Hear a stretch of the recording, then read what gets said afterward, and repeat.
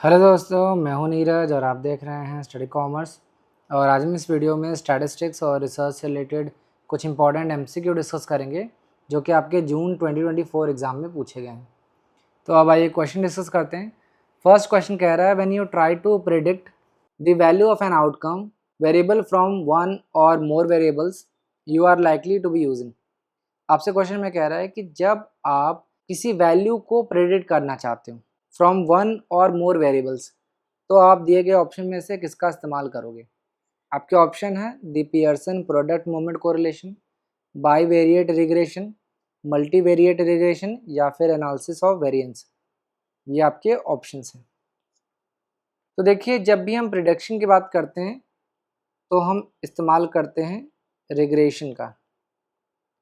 मैंने आपको जब रिग्रेशन पढ़ाया था तो मैंने आपको बताया था कि एक वैल्यू के बेसिस पे हम दूसरे वैल्यू की प्रेडिक्शन करते हैं। जैसे सेल्स और एडवर्टीजमेंट है, अगर दो वेरिएबल्स हैं सेल्स और एडवर्टीजमेंट, अगर हमें किसी एक वेरिएबल्स की वैल्यू पता है, मान लेते हैं ये जो एडवर्टीजमेंट है ये आपका इंडिपेंडेंट वेरिएबल और सेल्स जो है वो डिपेंडेंट वेरिएबल।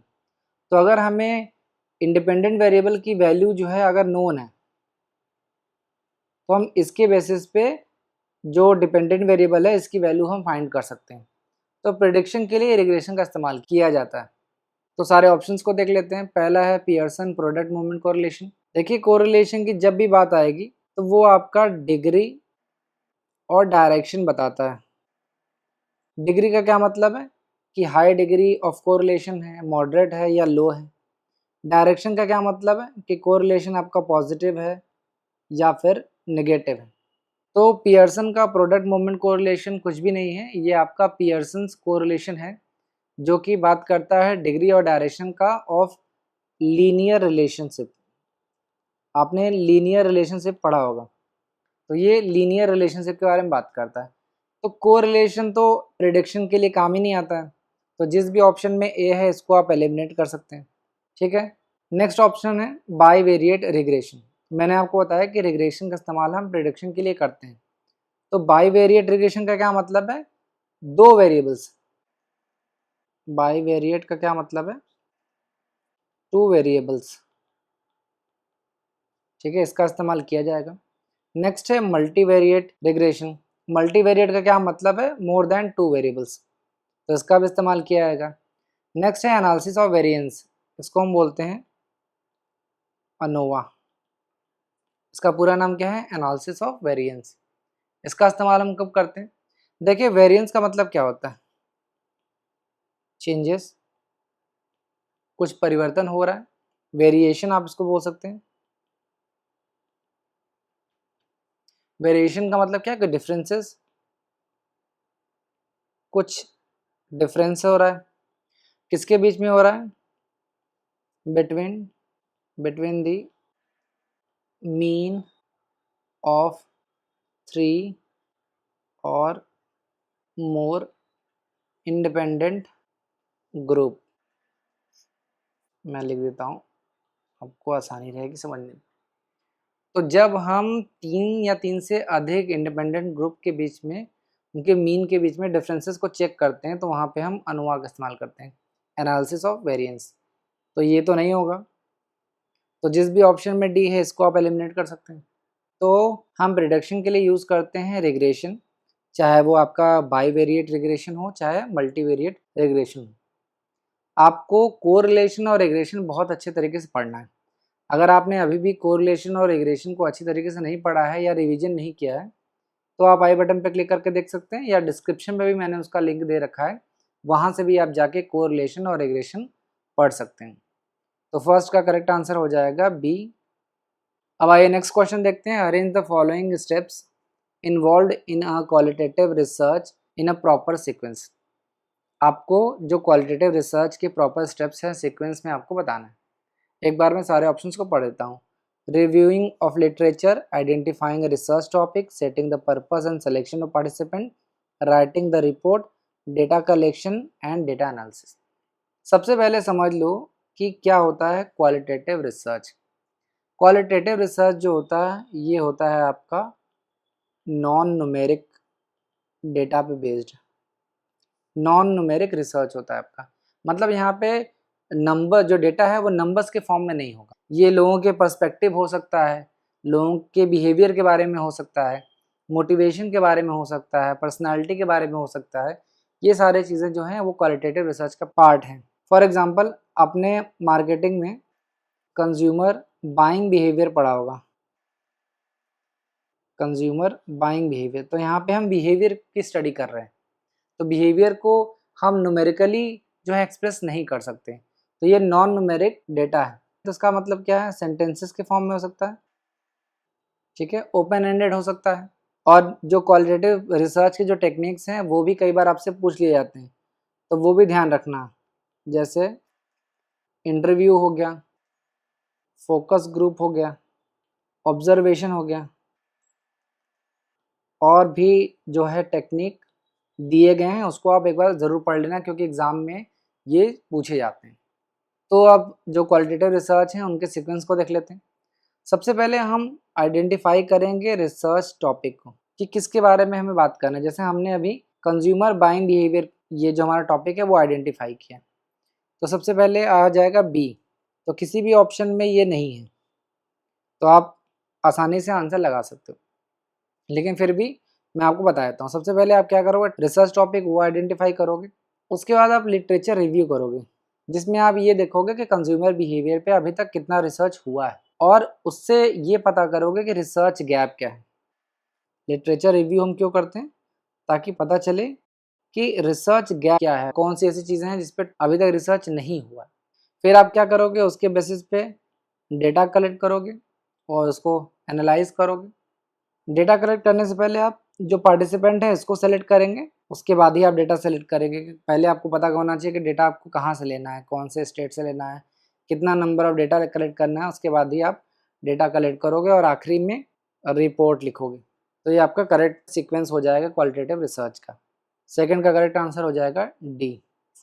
अब आइए नेक्स्ट क्वेश्चन देखते हैं। If a research project is set up so that everybody in the population of interest has an equal chance of being included in the sample, the research involves।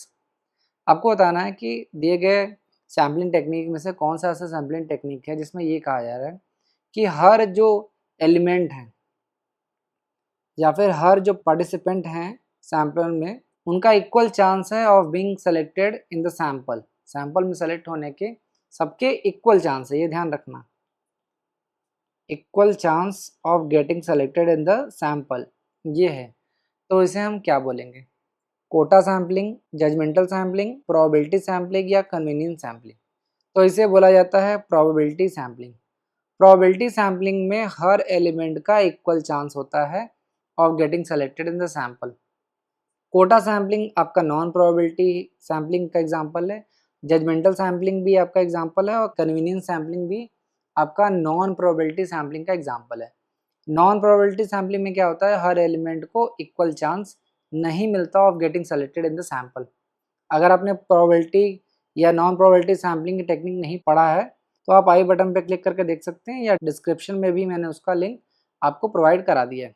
तो third का correct answer हो जाएगा सी। अब आइए next question देखते हैं। फिर से आपको प्रोबेबिलिटी सैम्पलिंग के बारे में पूछा है। Which of the following is probability sampling. आपके ऑप्शन है simple random sampling, clustered sampling, quota sampling, stratified sampling, snowball sampling, और ये आपके ऑप्शंस हैं। देखिए कोटा सैम्पलिंग जो है ये नॉन प्रोबेबिलिटी के सैम्पलिंग का एग्जांपल है, तो जिस भी ऑप्शन में सी है इसको आप एलिमिनेट कर सकते हैं। स्नोबॉल सैम्पलिंग ये भी आपका नॉन प्रोबेबिलिटी सैम्पलिंग का एग्जांपल है, तो इसको आप एलिमिनेट कर सकते हैं। सिंपल रैंडम सैम्पलिंग ये आपका प्रोबेबिलिटी सैम्पलिंग का एग्जांपल है। क्लस्टर सैम्पलिंग और स्ट्रेटिफाइड ये तीनों जो है ये आपके प्रोबेबिलिटी सैम्पलिंग के एग्जांपल। तो फोर्थ का करेक्ट आंसर हो जाएगा सी।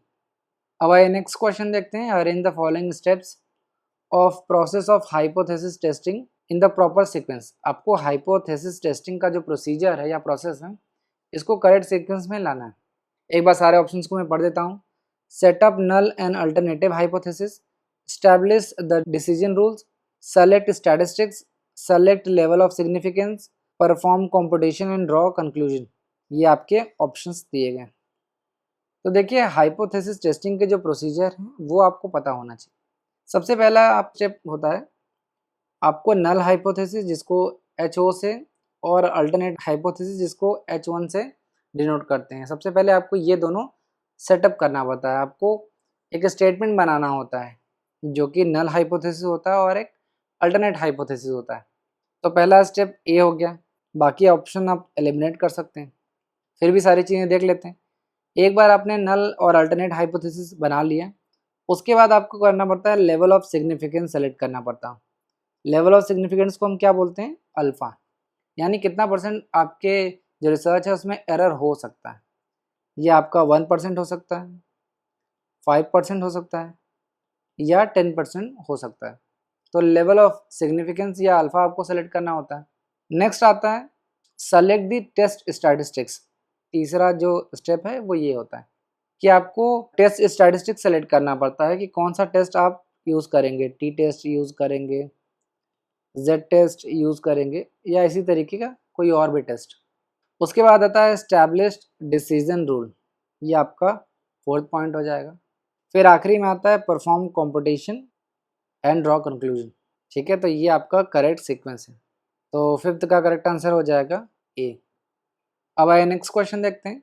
अ card is drawn from a pack of playing cards, what is the probability of drawing a king और रेड कार्ड। यहाँ पे और बहुत इंपॉर्टेंट चीज़ है, आपके ऑप्शन है 1/2, 30/52, 16/26 या फिर 7/13। तो जब मैं आपको प्रोबेबिलिटी पढ़ा रहा था तो मैंने आपको बताया था कि प्रोबेबिलिटी कैलकुलेट करते समय अगर और लिखा हो, चाहे एडिशन लिखा हो, चाहे यूनियन हो, इसको हम क्या बोलते हैं? यूनियन। इसका मतलब क्या है? प्लस। ये तीनों का मतलब होता है प्लस।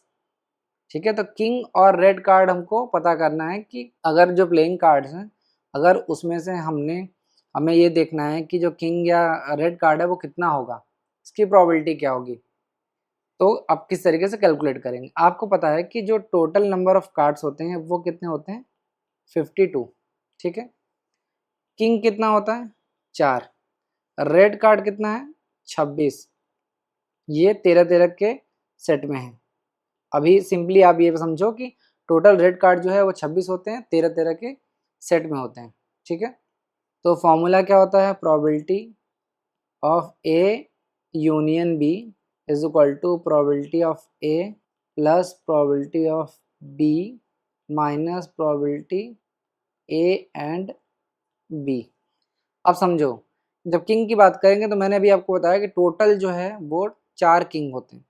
तो जब हम 13-13 का सेट निकालेंगे तो इसमें भी तो एक किंग होगा और इसमें भी एक किंग होगा, यानी कि टोटल जो 2 किंग हैं वो कॉमन हो जा रहे हैं। इस तरीके से समझो, ये 13-13 का सेट है रेड कार्ड। ठीक है, इसमें से कॉमन एरिया क्या है? ये है। तो यहाँ पे 2 किंग एक्स्ट्रा हो जा रहे हैं, तो यही हम यहाँ पे माइनस कर रहे हैं। मैं आपको सॉल्व करके बताता हूँ तब आपको ज़्यादा अच्छी तरीके से समझ में आएगा। प्रोबेबिलिटी ए क्या है? किंग के बारे में बात कर रहे हैं तो टोटल किंग कितना है? 4।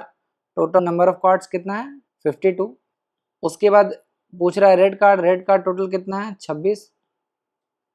टोटल कार्ड कितना है? 52। किंग कितना है? 2, क्योंकि इसमें से कॉमन है तो 2 माइनस कर देंगे बाय 52।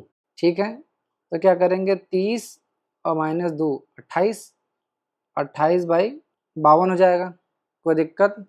4 से करेंगे तो 7 चौक 28, 4 एकम 4, 4 3 12, 7/13 जो है ये आपकी प्रोबेबिलिटी आ जाएगी ऑफ ड्राइंग अ किंग और रेड कार्ड।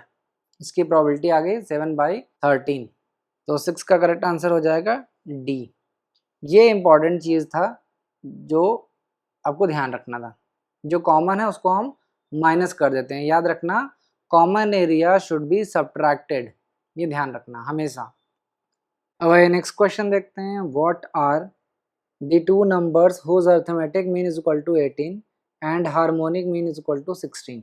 आपको क्वेश्चन में अर्थमेटिक मीन की वैल्यू दे रखा है 18, आपको हार्मोनिक मीन की वैल्यू दे रखा है 16 और आपसे कह रहा है कि ये दो जो अर्थमेटिक मीन और हार्मोनिक मीन की वैल्यू आई है वो कौन से 2 नंबर से मिल के आई है। आपके ऑप्शन है 20 एंड 16, 30 एंड 6, 24 एंड 12, 22 एंड 14। तो अगर हम इस वैल्यू को पुट करें तो हम कैलकुलेट कर सकते हैं किस तरीके से आएगा। आप चाहो तो सीक्वेंस में ही कर सकते हो, बट हम शॉर्टकट अपनाएंगे। तो सबसे पहले हम अर्थमेटिक मीन कैलकुलेट कर लेते हैं, देखते हैं कि ये दोनों वैल्यू आता है या नहीं। 24 + 12/2 कितना हो जाएगा? 36/2 कितना हो जाएगा? 18 आ गया। अब हार्मोनिक मीन कैलकुलेट कर लेंगे। फॉर्मूला लिख लेना 2ab/a + b। ये बहुत इंपॉर्टेंट फॉर्मूला है, इसी से आप कैलकुलेट करोगे। ए यहाँ पे हम क्या मान ले रहे हैं? a = 24 और b जो है वो हम 12 अज्यूम करके चल रहे हैं। ठीक है, आप चाहो तो बाकी ऑप्शंस को भी रख के सॉल्व कर सकते हो। तो 2 × कितना हो जाएगा? 24 × 12/24 + 12। ठीक, क्या होगा? 24 दूना 48 × 12 फिर 36, यही होगा। 12 × 12, 12 × 3 = 36, 3 × 3 3 × 3 6 × 18। हार्मोनिक मीन कितना आ गया आपका? 16। तो ये भी आ गया। इसका मतलब है कि 24 और 12 यही दो नंबर थे जिनके बेसिस पे हमने अर्थमेटिक मीन 18 और हार्मोनिक मीन 16 कैलकुलेट किया है, क्योंकि हमने अभी आपको इसको प्रूव करके बताया। तो इस तरीके से आप क्वेश्चन को कैलकुलेट कर सकते थे, बहुत ही आसान है।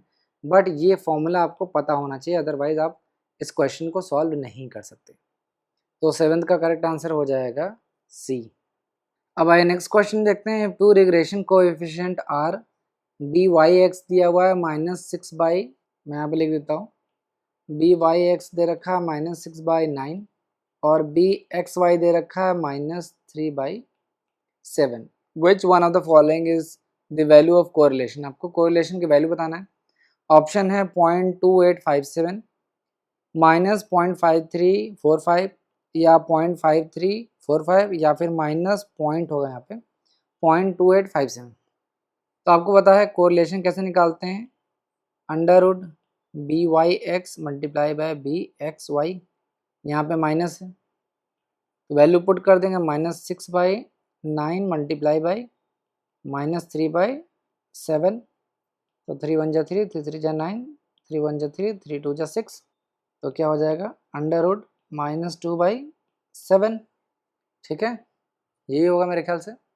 अब इसको डिवाइड कर लेंगे, 2/7 पॉइंट लगा देंगे, 0 बढ़ा देंगे, कितना होगा? 7 दूना 14, फिर यहाँ पे 6 आएगा, 0 7 7 × 49, 7 8 × 56, फिर 4, 5 7 × 35, 5 7 7 × 49, यही आएगा।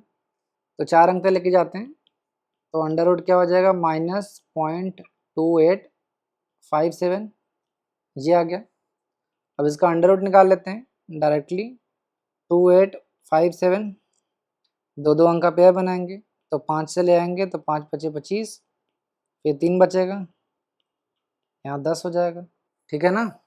57 को उतार देंगे, फिर 3 बार लेके जाएंगे, 3 × 3 = 9, 0 309 हो गया, फिर 9 8 17, 4 0 106, डबल 0 उतारेंगे। 4 बार लेके जा सकते हैं, 4 बार लेके जाएंगे, 4 बार चला जाएगा ना, 4 बार लेके जाएंगे तो कितना होगा? 4 चौका 16, 6 चौका 24, 1 25, 4 एकम 4, फिर 10 में से 6 गया 4, 9 में से 5 गया 4, 7 में से गया तो 5। ठीक है, कितना हो जाएगा? 8 6 0 1। कोई दिक्कत? डबल 0 5 बार चला जाएगा, 5 बार लेके चले जाएंगे, तो ये आपका आ जाएगा। अंडर सॉल्व करेंगे तो क्या होगा? -0.5345, ये आपका आंसर हो जाएगा कोरिलेशन का। ध्यान रखना कि जो दो रिग्रेशन कोएफिशिएंट के बारे में बात कर रहा है, पहला ये, दूसरा ये, ध्यान रखना कि अगर एक की आर की वैल्यू अगर पॉजिटिव है तो जो फर्स्ट रिग्रेशन होगा बी वाई एक्स और दूसरा बी एक्स वाई, दोनों का सिंबल जो है बाकी दोनों का सिंबल सेम होगा। अगर एक का माइनस है तो बाकी का भी माइनस होगा, यानी सारे के जो सिंबल होंगे वो सेम होंगे, चाहे प्लस है चाहे माइनस है, ये ध्यान रखना। तो यहाँ पे माइनस होगा क्योंकि आप देख रहे हो रिग्रेशन का जो एक रिग्रेशन की कोएफिशिएंट की जो वैल्यू है माइनस में, तो दूसरा भी माइनस में रहेगा और कोरिलेशन की वैल्यू भी माइनस में होगी। तो करेक्ट आंसर हो जाएगा -0.5345। तो 8th का करेक्ट आंसर हो जाएगा बी। अब आइए नेक्स्ट क्वेश्चन देखते हैं। Which of the following digital initiatives provides database of profiles of scientist and researchers and other faculty members working at leading institutions and research and development organization। आपको question पूछ रहा है दिए गए ऑप्शन में से कौन सा एक डिजिटल इनिशिएटिव है जो कि जो साइंटिस्ट और रिसर्चर्स हैं या जो दूसरे फैकल्टी मेंबर्स हैं उनका डेटाबेस, उनका प्रोफाइल मेंटेन करता है। आपके ऑप्शन हैं स्वयं प्रभा, ई विद्वान, नेशनल एकेडमिक डिपॉजिटरी, ई शोध सिंधु। तो करेक्ट आंसर आपका हो जाएगा ई विद्वान। ई विद्वान जो है वो आपका प्रीमियर डेटाबेस प्लेटफॉर्म है जहाँ पे जो भी आपके साइंटिस्ट या फिर जो भी रिसर्चर हैं उनका प्रोफाइल बनाया जाता है। बेसिकली ये एक्सपर्ट डेटाबेस है और नेशनल रिसर्चर्स नेटवर्क है जहाँ पे अलग अलग लोगों का डेटा स्टोर किया जाता है। दो तीन चीज़ इसमें ध्यान रखना कि ये जो वेबसाइट है ई विद्वान, इसको मेंटेन किया जाता है इनफ्लिब नेट द्वारा, इंफॉर्मेशन लाइब्रेरी नेटवर्क द्वारा, ठीक है। और फाइनेंशियल सपोर्ट जो है वो दिया जाता है national mission on education, mission on education through ICT. Financial support national mission on education through ICT द्वारा किया जाता है और मेंटेन किया जाता है इनफ्लिबनेट द्वारा किया जाता है। और इसको कौन ज्वाइन कर सकता है वो ध्यान रखना, 3 तरीके के लोग इसको ज्वाइन कर सकते हैं। फर्स्ट हैं अवॉर्डीज़, चाहे वो नेशनल लेवल पे हों चाहे इंटरनेशनल लेवल अवॉर्डीज़ हों या फिर साइटेशन लॉरेंट्स हों, इनको परमिशन है, यहाँ पे प्रोफाइल बना सकते हैं। दूसरे जो पीजी कर चुके हैं या डॉक्टरेट हैं, ठीक है, लेकिन यहाँ ध्यान रखना कि कम से कम मिनिमम 15 साल का इनका प्रोफेशनल एक्सपीरियंस होना चाहिए, अदरवाइज़ इनको अलाउ नहीं किया जाएगा। इसके अलावा जो आपके प्रोफेसर्स हैं और इसमें आपके एसोसिएट आ जाएंगे, एसोसिएट प्रोफेसर्स आ जाएंगे, प्रोफेसर्स आ जाएंगे, जो आपके सीनियर प्रोफेसर हैं या सीनियर साइंटिस्ट हैं, ये लोग भी इसमें इंक्लूड होंगे, ठीक है। तो 9th का करेक्ट आंसर हो जाएगा बी ई विद्वान। अब आइए नेक्स्ट क्वेश्चन देखते हैं। Which of the following approaches to study of reality suggest that only knowledge gained through experience and senses is acceptable. आपके ऑप्शन है कंस्ट्रक्शनिज्म, इथनोग्राफी, एम्पिरिसिज्म या ऑपरेशनलिज्म। तो क्वेश्चन में आपसे पूछ रहा है कि कौन सा ऐसा अप्रोच है जिसमें हम नॉलेज गेन करते हैं थ्रू एक्सपीरियंस। तो देखिए वो है एम्पिरिसिज्म। एम्पिरिसिज्म का मतलब ही यही है कि आप अपने एक्सपीरियंस के थ्रू नॉलेज को गेन करते हो। तो 10th का करेक्ट आंसर हो जाएगा सी। अब आइए नेक्स्ट क्वेश्चन देखते हैं। आपके सामने 2 लिस्ट दे रखा है। लिस्ट 1 में आपको एब्रीविएशन दे रखा है और लिस्ट 2 में उसका मीनिंग दे रखा है। आपको लिस्ट ए को लिस्ट बी से मैच कराना है। ऑप्शन देख लेते हैं। Et al, ante, c f, ibid. तो देखिए एट ऑल का क्या मतलब है, एंड अदर्स, एंड अदर्स, जैसे सिंघानिया एट ऑल।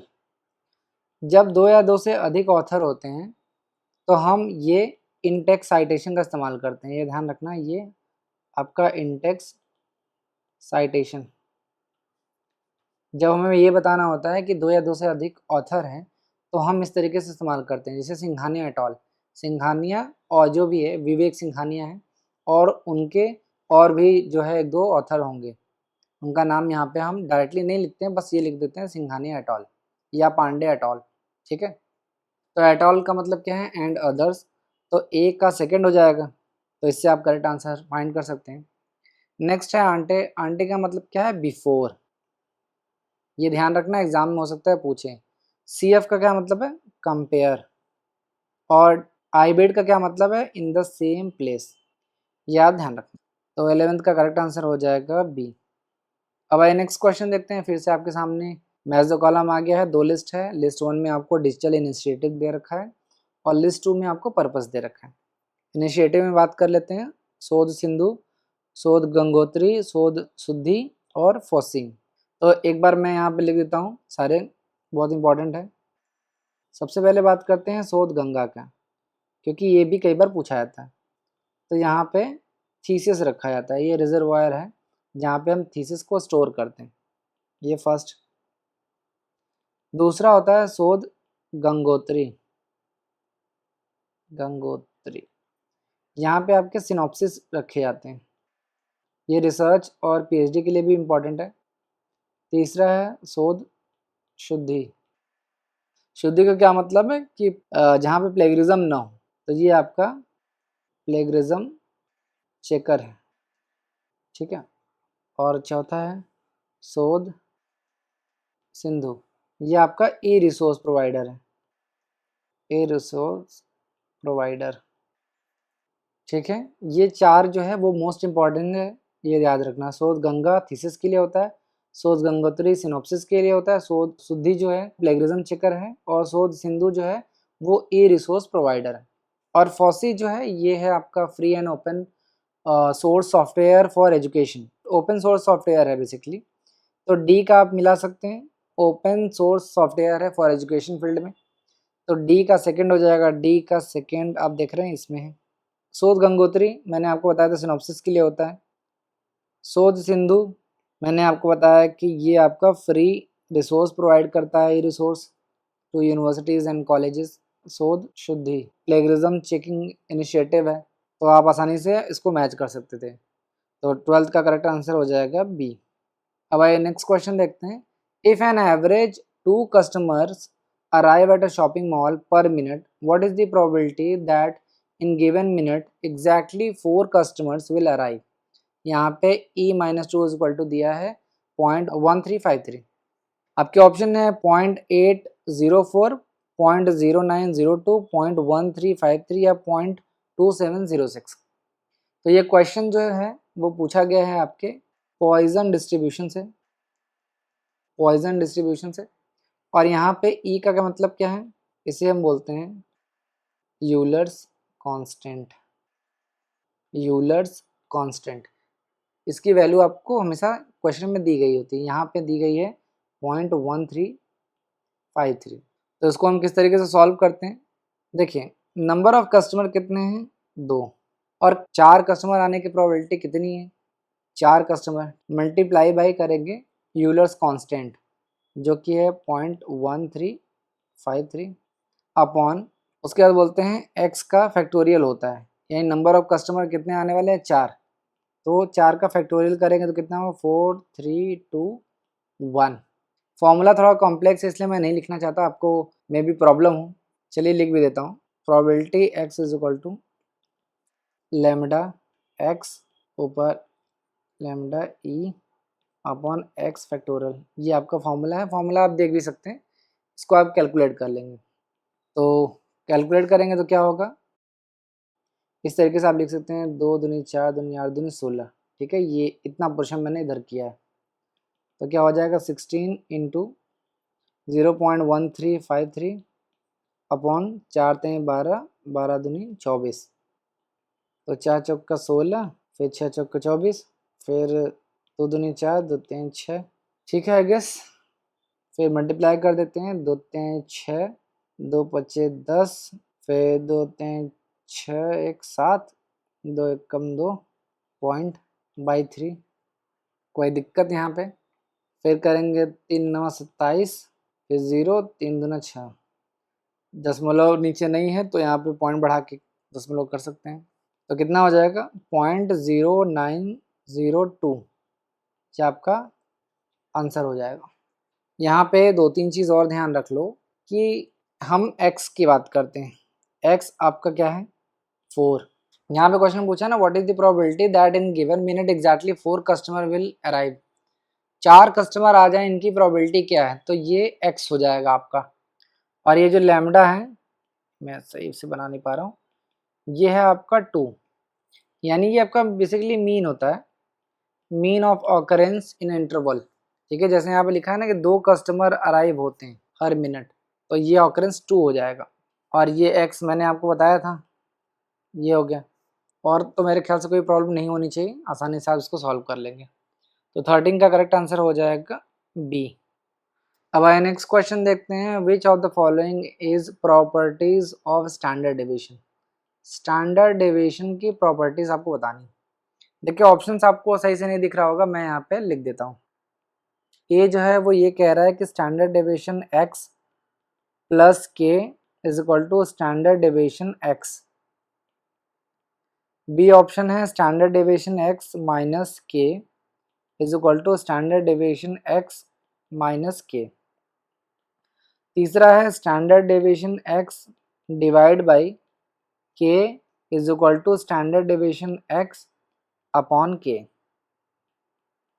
डी बोल रहा है standard deviation x multiply by के is equal to k standard deviation x।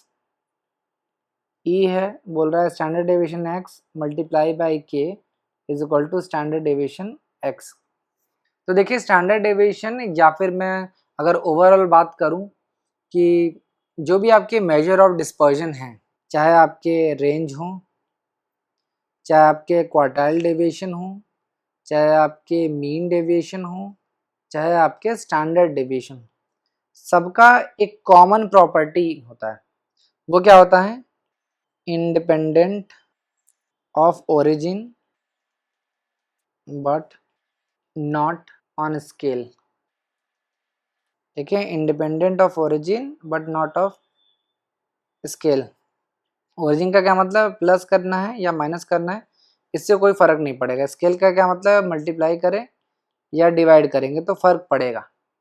ठीक है, इंडिपेंडेंट ऑफ ओरिजिन का क्या मतलब है कि हम प्लस या माइनस करें स्टैंडर्ड डेविएशन में, उसकी वैल्यू में कोई चेंज नहीं आएगा। और यहाँ पे ये जो के लिखा हुआ है ना, इसका मतलब है कांस्टेंट। अगर हम कोई कांस्टेंट नंबर मान लेते हैं हम 5 एक कांस्टेंट नंबर मान लेते हैं।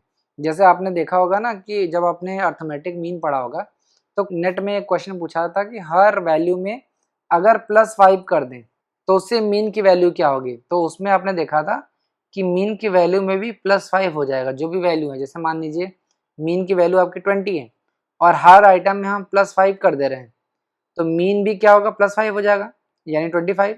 तो वहां पे बोला गया था कि मीन जो है वो डिपेंडेंट होता है, डिपेंडेंट ऑफ ओरिजिन। ठीक है, यहाँ पे एकदम उल्टा है। यहाँ पे कह रहा है इंडिपेंडेंट ऑफ ओरिजिन होता है बट नॉट ऑफ स्केल। समझ में आया? यानी कि अगर प्लस या माइनस कर रहे हैं तो स्टैंडर्ड डेविएशन की वैल्यू में कोई भी चेंज नहीं आएगा। अब सारे ऑप्शंस को देख लेते हैं। पहला कह रहा है स्टैंडर्ड डेविएशन x प्लस के का मतलब क्या है? अगर हम कोई कांस्टेंट नंबर मान लेते हैं, +5 मान लेते हैं, कि स्टैंडर्ड डेविएशन में अगर हम +5 से कांस्टेंट नंबर से अगर ऐड कर देते हैं तो उसकी वैल्यू क्या होगी? तो उसमें कोई चेंजेस नहीं होगा। अगर चेंजेस होता तो क्या होता है? यहाँ पे स्टैंडर्ड डेविएशन, देखो मैं यहाँ पे लिख दे रहा हूँ, जगह नहीं है, स्टैंडर्ड डेविएशन x प्लस के हो जाता, या इंडिपेंडेंट ऑफ ओरिजिन है तो कोई फर्क नहीं पड़ेगा, तो ये सही है। बी वाला ऑप्शन देख लेते हैं, स्टैंडर्ड डेविएशन x माइनस के is equal to standard deviation x minus K. तो ये नहीं होगा क्योंकि ओरिजिन में इंडिपेंडेंट है तो कोई फर्क नहीं पड़ेगा। तीसरा वाला देखते हैं, standard deviation x divide by के is equal to standard deviation x divide by k. तो देखो मैंने अभी आपको बताया था कि स्केल पे ये डिपेंडेंट है, तो इसका मतलब है कि वैल्यू के की जो है उससे डिवाइड होगी। डी वाला ऑप्शन देखते हैं, standard deviation x multiply by k is equal to k standard deviation है, तो ये भी सही है। लास्ट देखते हैं, standard deviation x multiply by k is equal to standard deviation x। ये सही नहीं, क्योंकि अगर हम मल्टीप्लाई कर रहे हैं तो प्रभाव पड़ना चाहिए, चेंज होना चाहिए, यहाँ पे x आना चाहिए था, स्टैंडर्ड डेविएशन x के ये होना चाहिए था, तो ये सही नहीं है। तो करेक्ट आंसर यहाँ पे क्या हो जाएगा? 14 का सी, ACD ओनली, ये आपका प्रॉपर्टी है स्टैंडर्ड डेविएशन के, बाकी जो ऑप्शन है वो नहीं है। तो 14 का करेक्ट आंसर हो जाएगा सी। अब आइए नेक्स्ट क्वेश्चन देखते हैं। आपके सामने 2 लिस्ट दे रखा है, लिस्ट 1 में आपको थ्योरम दे रखा है और लिस्ट 2 में आपके उसके फॉर्मूला दे रखे हैं। तो आपको थ्योरम दे रखा है एडिशन का, मल्टीप्लिकेशन का और ये कॉन्डिनल नहीं है, इसको हम बोलेंगे कंडीशनल। ये आपका कंडीशनल प्रोबेबिलिटी है। और इसमें कुछ फॉर्मूला में भी मुझे कुछ प्रॉब्लम लग रहा था, बट फिर भी एडिशनल में मैंने आपको बताया था कि प्लस करते हो आप, मल्टीप्लिकेशन में आप मल्टीप्लाई करते हो। तो एडिशन में आप देखो यहाँ पे प्लस हो रहा है, तो ए का आप मैच कर लोगे थर्ड से, बाकी ऑप्शन को आप एलिमिनेट कर लो। यहाँ पे ध्यान रखना यूनियन का भी सिंबल है, यूनियन का भी मतलब प्लस होता है, और उल्टा है इंटरसेक्शन का मतलब क्या, मल्टीप्लाई होता है। तो मल्टीप्लिकेशन को हम मैच कर लेंगे डी से। यहाँ पे देखो मल्टीप्लाई है और यहाँ पे इंटरसेक्शन है, ये मैंने आपको बताया था। और सी का वो कंडीशनल जो है उसको मैच कर लेंगे हम आई गेस 1 से, और बेस थ्योरम को हम सेकंड से मैच कर लेंगे। तो 15th का आपका करेक्ट आंसर हो जाएगा ए। तो अगर आप इस लेक्चर का पीडीएफ डाउनलोड करना चाहते हैं तो आप हमारे टेलीग्राम चैनल को ज्वाइन कर सकते हैं, या डिस्क्रिप्शन में भी आपको उसका लिंक दिया होगा, वहाँ से भी आप ज्वाइन कर सकते हैं। तो ये था स्टैटिस्टिक्स और रिसर्च से रिलेटेड कुछ इंपॉर्टेंट एमसीक्यू। उम्मीद है आपको पसंद आया होगा। अगर आपके कोई डाउट या सजेशन है तो आप हमें कमेंट बॉक्स में ज़रूर बताइए। Thank you.